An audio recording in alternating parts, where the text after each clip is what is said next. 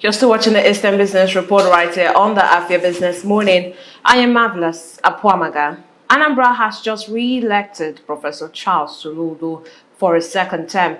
Over the past 4 years, he made ambitious promises from industrial hubs, infrastructure, and youth empowerment to boosting the state internally generated revenue.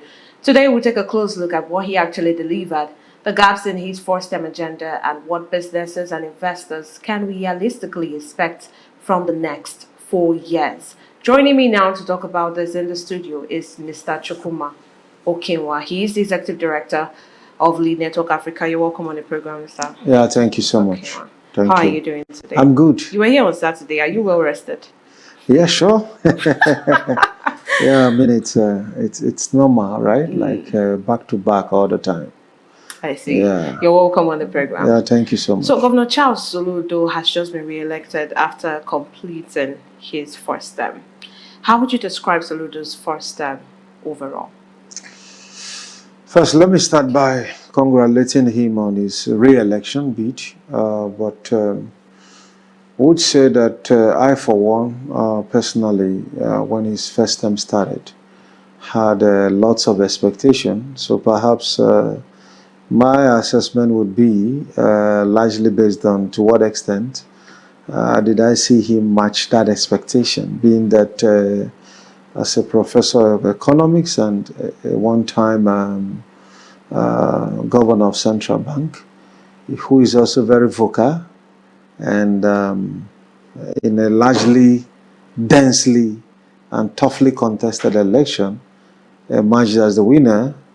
But then 4 years is down the line, and you know, yes, Will's records suggest that he's made some progress economically. But like I always say, you look at economics in terms of microeconomics and macroeconomics, where you have to match reality with records. Because not just enough to say that, okay, judging from maybe the four quarters under review, maybe for this year, Anambra has witnessed like growth, right?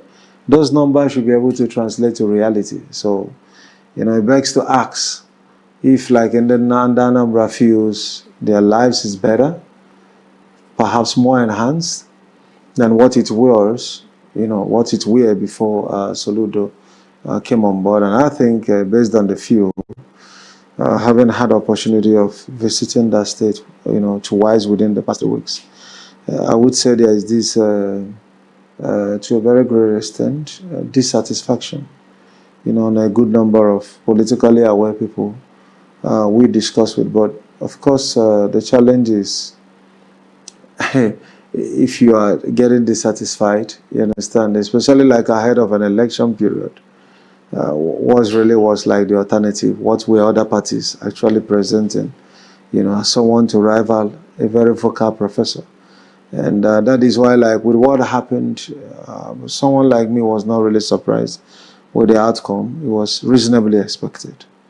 So you're saying he didn't meet up to expectations? I mean, Soludo has performed far below expectation. You know, when you are to match all of the things he said, right? His manifesto, or the things he's done now. So it's been like lots of explanation. So over time, like when I look at like leaders, you know, I don't just want to see the things you say you would do, especially when it comes to like just for the optics, or we want to do some things in infrastructure, right? And then we'll look at the quality of what you've delivered in terms of infrastructure. Or we want to invest into human capital development. You know, it's just been normal, like, for politicians to come and... But when it comes to, like, validating, like, in real terms, what did they really do, you know, to really impact the lives of the average citizen, you actually be looking for it. And most importantly, you know, I think, like, for a growing economy like ours, we must have our own terms of defining what growth really means for us. You know, I love the way that, you know, someone who was critically trying to interrogate, there was a media framing, Africa rising, right?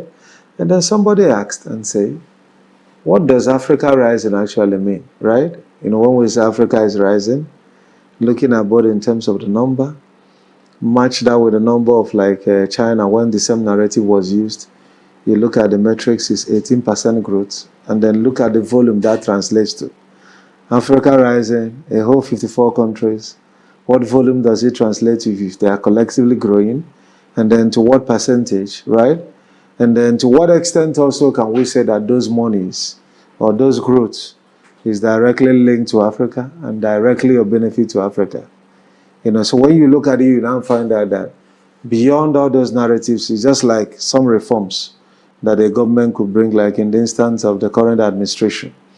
Maybe some things that have been tried in Europe, maybe like things like the floating of the currency, or maybe like a removal of subsidies, right?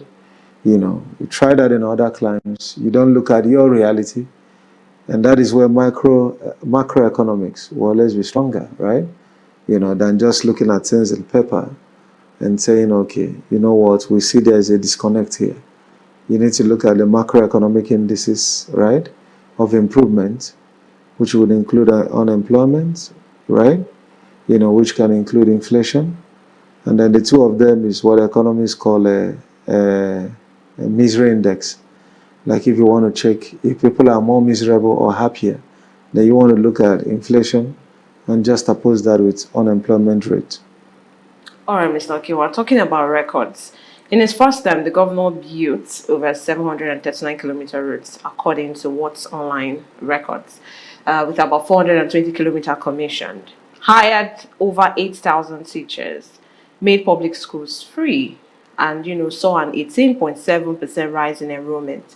He also delivered major landmark projects such as the new flyover in Ecolovia, the new government house, which was the government lodge complex in Oka, and the Solution Fund City Leisure Facility.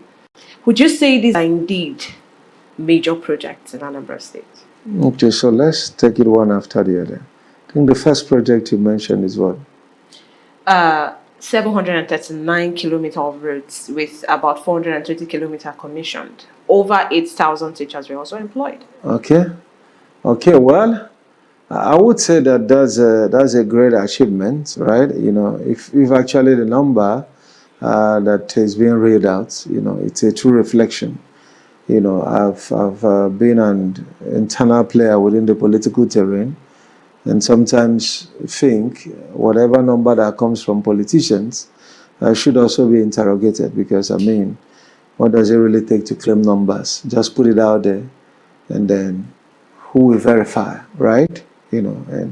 But beyond that, if we had to say, okay, fine, 1,000 people employed, then the next thing we will now have to interrogate is how many people for the previous years have actually resigned from teaching, because annually people resign, right, from the state. And it could also mean that the last time Anambra recruited may have been long a while, that even when you look at the number now that has been replaced versus the number they need, you could actually see disparity, right?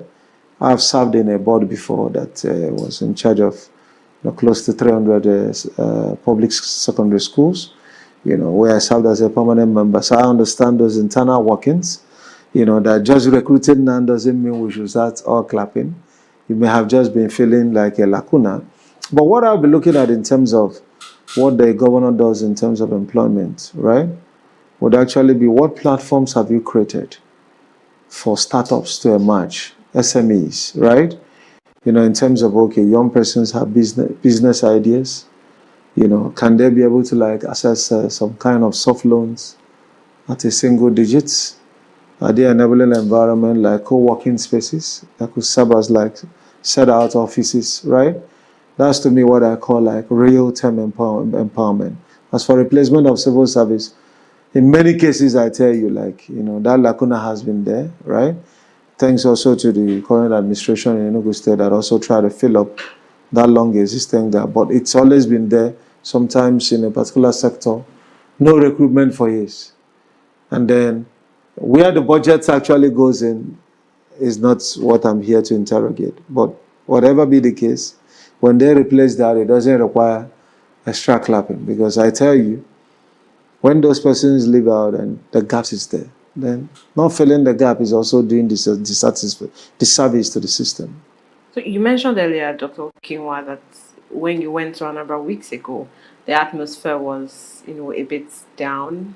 People were not really happy. I saw a video online of people chanting Soludo. And on Saturday during the election, our correspondents that were in Anambra State also interviewed some persons that said they voted Soludo and they wanted Soludo to run again as their governor. So who are those people? Well, what you said just reminded me also like some few weeks where the governor was captured, like talking about, oiling the structure, encouraging people to come out and vote, right? Those within the structure, because the media was really curious and they tried to like make up some explanations. Now, one thing very interesting about politics that we must all appreciate is, despite the fact that when you look at every indices, the macro indices now, because every leader has come claiming, our foreign reserve is increasing, our debt profile is reducing, we are making progress. Like we see, sometimes I see those things as gaslighting Nigerians, because you just know that, okay, the nation has been on onward decline, right? In terms of livelihood, in terms of standard of living, in terms of quality of living. Like people not even to put roof over their head. It's a challenge. But yet every administration, if you touch anybody in this current administration at the federal level, they will tell you the best thing that has ever happened to Nigeria is Tinubu. Those also that served in Buhari's administration will not tell you anything different. And the rule of politics is don't talk while you're on the table. That will be bad manners, right? So when you feed on the same table with politicians, what would you expect? You come and even tell the citizens that our life is better. We are happy. We are excited. You understand? But, when things really don't turn out like we know, like one of the core APCs towards them at the federal level, who claimed, Mr. President was the best, and at some point, now came out to start speaking against Mr. President, right? So sometimes I see those things as, okay, for the optics, just go out there, tell people we are doing well. But it is there for those common people, just like in Enugu State. I always tell people, especially like for government media officers, who try to just put out things consistently, put out things without listening. Life is designed that you must have ears, 2 ears for that matter, and 1 mouth. There's no amount of propaganda that can change anything. If like Peter Mba doesn't listen to Enugu people, there are some complaints. There are compliments where people think the governor is doing well. There are also some complaints. You will discover that he must rig to continue there. He must be afraid when the election is coming. But if you do well and you show that you listen to people, engage them, people complain much about tax, and the governor says he's setting up a committee to look into that. We are waiting for the feedback. That may never come, but someone like me, I'm not going to forget, you understand, because many politicians also know now that make promise to them, even when you don't fulfill that, nobody's going to ask you for that. It's as simple as that. Nigeria is one of the easiest places to lead. Because just people that is angry one day, one certain time, right? The next thing is that a story comes up, maybe Two-Face Idibia and the new Destiny or Regina and network. People will leave politics and start talking about other things. Before they will recover again, maybe Big Brother, is it big whatever, was already on the, you understand? So that is the way the cycle goes on. But if you do well and impress, so what I'm just trying to say, if you want to assess people, assess them not in the palace, but on the streets. People should be able to look at it and say, you know what, since this man got into this position, right, I think our lives is better. We've seen Nigerians respond in that way for some governors, right? Like Sullivan now, if he's moving around anywhere in Enugu State, he's celebrated, right? There's that feel that, he did well, right? There are some other governors that perhaps that have ruled the states that people think, we are not going to celebrate them, right? Now, perhaps they may not do that for you while you are still in position, but when you leave, history can either be kind to you, or maybe, you understand, there are people that maybe when they rule with fist hand. So what I think is the message for our Southeast governors would be, always be a governor that listens. 2, leadership actually should be able to and that's why ideally, governors will always look for those that maybe when they come for executive council meeting, anything they just say, His Excellency, brilliant idea. That's not a board meeting. A board meeting should be like to be able to help the leader, executive strengthen the idea. And someone like me, like even if it's President Trump, that I'm in his panel, I will tell you straight to your face, this thing is this way, this thing isn't this way. And we need more people like that in leadership that can be able to look straight when they are called as tech experts. Offer advice without fear or favor. Resign if you have to, right? But ensure that that there is not going to be any gap. Okay, Mr. Okenwa, when Soludo came in, like you said, he made promises, to build industrial and digital economy for the state. Looking back, would you say that foundation for the vision was truly laid? Honestly, like I did mention, like if you ask me, there's a lot, like Soludo talks a lot, honestly, with all due respect. And the simple truth is that for leaders that will always want to make up for the things, I mean, it won't take anything much, maybe investigative journalism to actually interrogate these Saudis governors between what they say versus what they have achieved. Are you understand what I'm saying? Because with all due respect to our own Enugu State, I mean, if you hear government talk about smart school, you think everywhere is already completed, waiting just for the right time for everybody to feel there. This is politics for you, right? I mean, you always want to use your mouth to make up for the things actions could not accomplish. So don't take everything that a politician said as, you understand? Because I can tell you now we've empowered, we've lifted over 50% of Ndi Anambra out of poverty. Meanwhile, people are being drowned by poverty. They are saying, we're there here. They are trying to just let you know, you understand? And someone is just there saying, shut up, later you complain. Just for the camera, just for the optics. Don't complain, right? But the simple truth is that these things are not just difficult. Because when you go there, everyday people, what I love about them is that they understand their realities and challenge. Government are there handy. So when you meet any average person, enter Onisha market, I went to Oka, I went to Onisha, right? Enter them, meet ordinary people and say, nah, how far? DK on a mofuma, con all them. I was saying all a mofuma. You want to also find out what is his party affiliation? Is he speaking as, you understand, an independent mind? Yeah. If he says, okay, the governor is doing well, we now want to ask, okay, so when you say governor is doing well, what does it mean? There is always, oh, he finished their conference center, he did this, maybe start on all those ephemeras. Now, what you want to measure in terms of good governance indicators, as were said by the World Bank, is looking at those 8 factors to ask the person how much of these apply to you. If we are to mark that governor based on scorecard, if we say, okay, compliance with the rule of law in the state, right? Standard of living, your quality of life and stuff like that. If you look at this, how many truly would that governor score, right? That is what matters. Not like, okay, one thing people must also understand is that when you talk about public funds, every government must want to justify what you use people's money to do. You understand? So people should not just be excited or carried away by projects. Projects are nice. If somebody work, we commend. And then someone will also argue some people don't build, right? And then maybe nothing even happens to them. That's why, of course, you must insist that your successor must be someone that covers your back, not somebody that's going to probe you. But if you're unfortunate that you don't produce your successor, and the person comes and opens the book, that moment you realize that public funds was never private fund, and they no born anybody, born government house. Soldier go, soldier come, barrack remain. You do your bit and leave, and others will come and do their bit. But most importantly is that what people should begin to look at, that's what counts in developed nations, and even some other developing ones, is that accountability. If you tell us you are putting 10 billion to do a particular project, is it value for our money, right? Is this something maybe when you even compare that with the US, like maybe where someone can tell you did 2-inch road and the price is 7 times that of a 12-inch road in the US with a guarantee of 50 to 100 years, and the company will maintain it anytime it has a problem. Here, no guarantee. Immediately break, they call another, start asphalting and all the rest, and the new administration comes, start building. And then you keep wondering if every administration since we're born has been building road.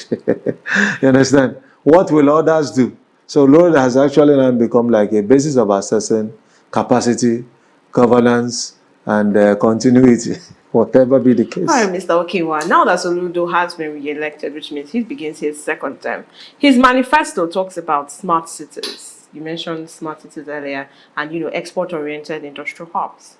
How realistic are these goals, given past execution? It's realistic. It's realistic, but then, of course, for everything in every case, you talk about political will. You know what is political will? Political will means, okay, you want to do this, right? For the public, for the good of the public. But there are like overriding personal interests, right? It could be an eye in the presidency in the future, and you need to stock up funds. It could be like maybe like buying a big real estate in one of the island nations, right? That look like a heaven, right? Maybe with all those beautiful sands, and you understand, with yachts, and you are thinking of where to retire, So your ability to say, you know what, let's direct these state funds into what is meant for, and build the state, develop the state. And you know one thing about government, since you have all of the will and support of the people to actually give them that enabling environment, any governor that wants to succeed, even if you don't have idea of what you need to do, there are tech experts, right? There are experts in any particular field you can consult with. Most importantly is that even development partners are ready to work with governments to achieve things for their state. But the problem is that for just some reasons, right? I really think that our system is producing people that are oppressive minded. So why is it like almost like when it comes to bad governance, right? It looks like all governors are related in Nigeria. I mean, if you are to assess the 36, right? Perhaps less than 6 might be performing creditably well for their states, right? All of that's just the usual thing of, okay, finish your administration and leave, and then people are praying, hoping that someday Nigeria is going to be good. And then one thing that we fail to do is that with this kind of people who've actually been the problem, you understand? Because you can't have your problem, you don't deal with it, and you are praying. Your problem is right before you. Once we have the right people, they'll fix the right nation. When you will have people who are confused and don't even know what to do with power, what are they going to do? Just stay there, ride on a motorcade, and you understand, show power. We get the power, and then at the end of the day, they leave the state and even get people to gaslight anybody that any dissenting voice, right? Maybe perhaps you're a political enemy and all the rest. But one good thing about doing great works in governance, the record shows, not just on paper, but also in reality, people can confirm that you are doing well. So all I could say, maybe wish Soludo well in all his plans, but I can tell you, without political will, some of these wishes just remain utopian, right? It could just remain ideal in the mind, not real, because it actually takes lots of work, commitment, and focus to achieve some of these great ideas, right? Yeah, Mr. Okenwa, before we let you go, what are your expectations? You said your expectations was cut short. We hope that this one is not cut short, but tell us, what are your expectations? Yeah, so personally, I want my namesake, Chukwuma Soludo, to do better. I could remember that during his first term, I particularly faced the press, largely national television, interrogating, and they asked, "What do you expect, Professor Soludo?" And I remember the comment I made. It's all over there on YouTube. I remember the comment I made. I said, if Soludo, you fail the people, people will find it more difficult again to trust professors. We've seen some professors being given that opportunity. Ndo kachamalo, come and do that thing you've been teaching in the classrooms. We'll see them mess up, with the issue of government. We've seen like the professor that led Calabar at a point, and some others who were given that opportunity, not just as returning officers now, but come and be that chief executive. All those things you've known, all those research you've contributed on how to build an ideal society, come and do that. And if a first-class mind like a Professor Soludo cannot be able to transform the economy of Anambra State, I mean, like we've seen him jeer at other politicians, somebody who couldn't get economics or F9 and maths coming to lead. You now that have it, let's see the difference. Make all the difference. So don't be like a further case study of like educated relics, right? Be the change that I want to see. Transform Anambra State. Give Anambra the change they can believe in. Thank you so much, Mr. Okenwa, for joining us on the Eastern Business Report today. You're welcome. And that's as much we can take on the Eastern Business Report today. Until I see you tomorrow for another edition of the Afia Business Morning, I am Marvelous Apuamaga. Coming up next is Afia. Many thanks for watching.